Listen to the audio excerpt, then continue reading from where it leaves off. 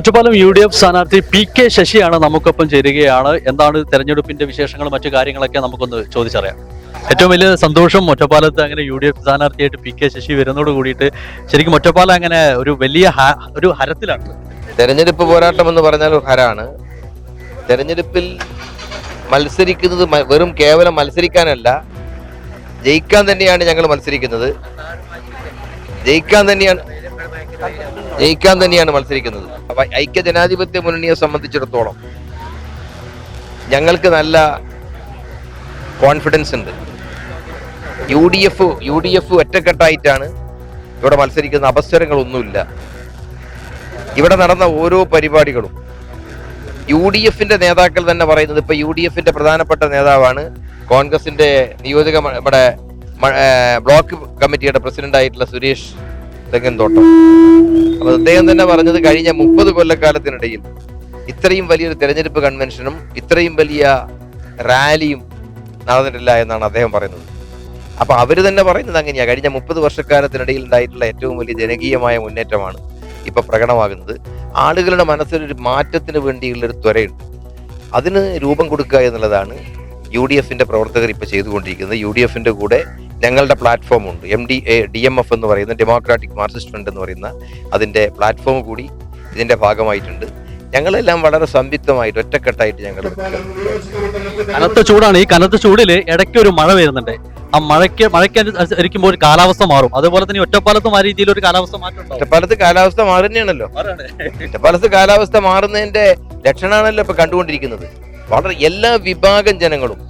പിന്നെ ഒരു പ്രധാനപ്പെട്ട വിഷയം, പിന്നെ ഒരു കേരളത്തിലാകെയുള്ള ഒരു പൊതു സ്ഥിതി എന്ന് പറയുന്നത് രാഷ്ട്രീയമായി മാറ്റത്തിന് ജനത തയ്യാറാവുകയാണ്.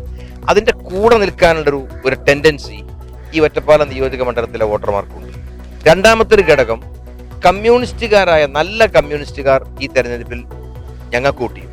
ഇതിൽ ഏറ്റവും പ്രധാനപ്പെട്ട ഒരു കാര്യം ചോദിച്ചാൽ പെട്ടെന്ന് അവസാനിപ്പിക്കാം.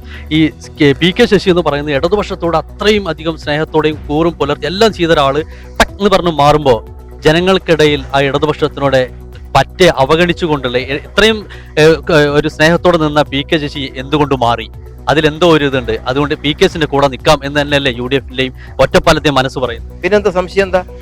ഞാൻ പോരാടിയത് ജനാധിപത്യത്തിന് വേണ്ടിയാണ്. ഞാൻ പോരാടിയത് അഴിമതിക്കെതിരായിട്ടാണ്. പക്ഷെ ഇപ്പൊ CPIMന്റെ പല തലങ്ങളിലും അഴിമതിക്കാരായിട്ടുള്ള ആളുകളെ കൊണ്ട് വാഴിക്കുകയാണ് ചെയ്യുന്നത്. നിങ്ങൾ ഓരോ പ്രദേശം എടുത്ത് പരിശോധിച്ച് നോക്ക്. ഈ പാലക്കാട് ജില്ലയിൽ ഞാൻ ചോദിക്കട്ടെ, പ്രശ്നം ഉണ്ടായത് പാലക്കാടല്ലല്ലോ. പാലക്കാട് ശശി തീരുമാനം എടുത്തു. ഞങ്ങൾ പ്ലാറ്റ്ഫോം വേറെ ഉണ്ടാക്കിയപ്പോ എന്നെ ഈ സൈബർ ആക്രമണികൾ വല്ലാത്ത രൂപത്തിൽ എന്നെ ആക്രമിച്ചില്ലേ? ഇപ്പോഴും ആക്രമിച്ചുകൊണ്ടിരിക്കുകയാണ്. ഞാനത് നോക്കാറൊന്നുമില്ല. അതൊന്നും എന്റെ ജോലിയല്ല. പറഞ്ഞു മനസ്സിലായോ? പക്ഷെ എന്നെ വളഞ്ഞിട്ട് ആക്രമിക്കുമ്പോ അവര് മഹാവിട്ടികളാണ്. എത്ര കാലമായി വളഞ്ഞിട്ട് ആക്രമിക്കാൻ തുടങ്ങിയിട്ട്? ആ വളഞ്ഞിട്ട് ആക്രമിക്കുമ്പോഴും നിങ്ങൾക്കറിഞ്ഞൂടെ ഞാൻ ജനങ്ങളുടെ കൂടെയല്ലേ? അതിശക്തമായി എന്നെ ആക്രമിച്ചു കൊണ്ടിരിക്കുമ്പോഴല്ലേ നിങ്ങളുള്ള ചെർപ്പളശ്ശേരിയിൽ ഞാൻ ജനങ്ങൾക്കിടയിൽ നിന്ന് വന്നത്? വല്ല പതറിച്ചുണ്ടായിട്ടുണ്ടോ ശശിക്ക്? ശശിന്റെ തന്റെയുടെ ആർജവും ഏതാണ്ട് ഒരു ബുദ്ധി ഉറച്ച കാലം മുതലുള്ളതാണ്. ഈ ആർജവം ഉണ്ടല്ലോ, ഈ കരുത്തുണ്ടല്ലോ, ഈ കരുത്ത് എന്റെ മരണം വരെ ഒരിക്കലും ആരുടെ മുമ്പിലും പണയം വെക്കൂല. അതാണ് എന്റെ നിലപാട്. അത് ഈ നാട്ടിലെ ജനങ്ങൾക്കും അറിയാം. നല്ല ഉശിരനായിട്ട് നിൽക്കും, ഒരു സംശയവും വേണ്ട. എങ്ങനെ അങ്ങനെ ആക്രമിക്കാനോ എന്നെ അങ്ങനെ ചെറുതാക്കി കാണിക്കാനോ ഒന്നും ഒരാൾക്കും കഴിയില്ല. CMനെതിരെ താങ്കൾ ഇതുവരെ ഒരു പരാമർശം നടത്തില്ല. പക്ഷെ CM കഴിഞ്ഞ തവണ കടമ്പഴിപ്പുറത്ത് വെച്ച് താങ്കളെ വർഗവഞ്ചകൻ എന്ന് ചേർത്തിട്ടാണ്. അദ്ദേഹത്തിനെതിരായിട്ടൊന്നും ഞാൻ പറയില്ല. ഇതുവരെയും പറഞ്ഞിട്ടില്ല. ഇല്ല, അദ്ദേഹത്തിനെതിരായിട്ട് പറയില്ല. താങ്കൾ ഞാൻ പറഞ്ഞല്ലോ, ജനാധിപത്യത്തിന് വേണ്ടിയുള്ള പോരാട്ടം നടത്തിയതാണ് വർഗവഞ്ചനയെങ്കിൽ ആ പട്ടികയിൽ നിങ്ങൾ എന്നെ പെടുത്തിക്കോ. അഴിമതിക്കെതിരായി ശബ്ദമുയർത്തിയതാണ്. കള്ളക്കച്ചവടക്കാരനെ പാർട്ടിയുടെ നേതൃസ്ഥാനങ്ങളിൽ നിന്ന് മാറ്റണമെന്ന് ആവശ്യപ്പെട്ടതാണ്. തെറ്റെങ്കിൽ അതാണ് വർഗവഞ്ചനയെങ്കിൽ, ആ പണി ചെയ്യുന്നവരൊക്കെ വർഗവഞ്ചകരെങ്കിൽ ആ പട്ടികയിൽ നിങ്ങൾ എന്നെയും കൂട്ടിക്കോ. കുറച്ച് മുന്നേ ഞാൻ മേജർ രവിയെ കണ്ടിരുന്നു, NDA സ്ഥാനാർത്ഥി. അദ്ദേഹം പറഞ്ഞത് ശശിയേട്ടനോട് ഞാൻ വോട്ട് ചോദിച്ചിട്ടുണ്ട്, അദ്ദേഹം തരുന്ന ഞാൻ പ്രതീക്ഷിച്ചിരിക്കുകയാണ്. അദ്ദേഹത്തിന്റെ വോട്ട് എന്തായാലും എനിക്ക് കിട്ടൂലല്ലോ, കാരണം അദ്ദേഹത്തിന്റെ ഒരു വോട്ട് വേണമെന്നാണ് പറഞ്ഞത്. പക്ഷെ എല്ലാ വിവിധ പാർട്ടികളിൽപ്പെട്ട ആളുകൾ, വിവിധ CPMകാർ, BJP വോട്ട് ചെയ്തിരുന്ന ആളുകൾ, വിവിധ സാമുദായിക വിഭാഗത്തിൽപ്പെട്ട ആളുകൾ, അവരിൽ നല്ലൊരു വിഭാഗം ഈ തെരഞ്ഞെടുപ്പിൽ ഒറ്റപ്പാലം അസംബ്ലി മണ്ഡലത്തിൽ എനിക്ക് അനുകൂലമായി വോട്ട് രേഖപ്പെടുത്തി. ഞങ്ങൾ കോൺഫിഡൻ്റ് ആണ് ഇക്കാര്യത്തിൽ. ഇപ്പം ഞങ്ങൾ ശക്തമായ പോരാട്ടമായിട്ട് മുമ്പോട്ട് പോകാൻ. ഓക്കെ, ഒരു കാര്യം കൂടി, ഈ ഷൊർണൂരിലെ UDF സ്ഥാനാർത്ഥി അരിയോന്ദ മാഷർ പറഞ്ഞൊരു കാര്യമുണ്ട്. ഇവിടെ LDF സ്ഥാനാർത്ഥിയും കഴിഞ്ഞ സിറ്റിംഗ് MLA ആയിരുന്ന മമ്മിക്കുട്ടി ഇപ്പോൾ വികസന പ്രവർത്തനങ്ങൾ പറയുന്നത് കഴിഞ്ഞ കാലങ്ങളിൽ PK ശശി ചെയ്തു വെച്ച കാര്യങ്ങളാണ് അദ്ദേഹം ഉദ്ഘാടനം ചെയ്തിട്ട് അദ്ദേഹത്തിന്റെ വികസന പ്രവർത്തനങ്ങളാണ് LDF മേന്മയാണെന്ന് പറഞ്ഞു നടക്കുന്നത്. എന്താണ് അതിന്റെ ഒരു പരമസത്യം നിങ്ങൾക്ക് അറിഞ്ഞൂടെ? കാലഘട്ടം നമ്മളുണ്ട്, ആ കാലത്ത് നിങ്ങളില്ലേ? ഒരു തുള്ളി വെള്ളം ചേർക്കാത്ത പരമമായ സത്യമാണ് അദ്ദേഹം പറഞ്ഞത്. ഞാൻ പൂർത്തീകരിച്ച പദ്ധതികളാണ് അവിടെ ഇപ്പൊ കാണുന്നത്. ഞാൻ പൂർത്തീകരിച്ച പദ്ധതികളും ഞാൻ തുടങ്ങി വെച്ചതും പ്രായോഗിക തലത്തിലേക്ക് വരുന്ന ഘട്ടത്തിൽ തെരഞ്ഞെടുപ്പ് പ്രഖ്യാപിച്ചത് കൊണ്ട് മാത്രം ഉദ്ഘാടനം ചെയ്യാൻ സാധിക്കാത്തതുമായ പദ്ധതികളുടെ ഉദ്ഘാടനം നടത്തലാണ് പിന്നീട് വന്ന MLA ചെയ്തത്. അദ്ദേഹത്തിന് അതിന്റെ സൗഭാഗ്യം ലഭിച്ചു. പക്ഷെ സാമാന്യ മര്യാദ അവർ കാണിക്കേണ്ടതായിരുന്നു. ഇതൊക്കെ നടത്താൻ നഗര നവീകരണത്തിന്റെ വിഷയം നിങ്ങൾ എടുത്തു നോക്കൂ. നഗര നവീകരണത്തില് ഭൂമി വിട്ടുകിട്ടാൻ വേണ്ടിയുള്ള യോഗം 3 തവണ വിളിച്ചത് നിങ്ങൾ ഓർക്കുന്ന? വിളിച്ചോ? നിങ്ങൾ ഉണ്ടായിരുന്നില്ലേ അവിടെ?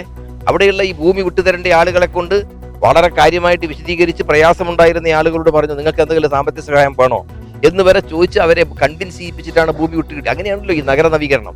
ആ നഗര നവീകരണത്തിന്റെ ഉദ്ഘാടനം എന്തോ ഒരു മഹത്തായ ഇപ്പോഴത്തെ MLA മഹത്തായ ഒരു പദ്ധതി പോലെയല്ലേ കൊണ്ടു നടക്കുന്നത്? ഇതൊക്കെ നാട്ടുകാർക്ക് അറിയില്ലേ?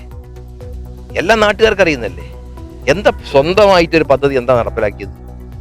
നഗരസഭയുടെ ഉദ്ഘാടനത്തിൽ പോലും താങ്കളുടെ പേര് പരാമർശിക്കുകയോ മറ്റോ ഒന്നും ചെയ്തു. തറക്കല്ലിടാൻ ആർക്കും വയ്ക്കും, അതിനാരും ഇവിടെ വീമ്പ് പറയണ്ട.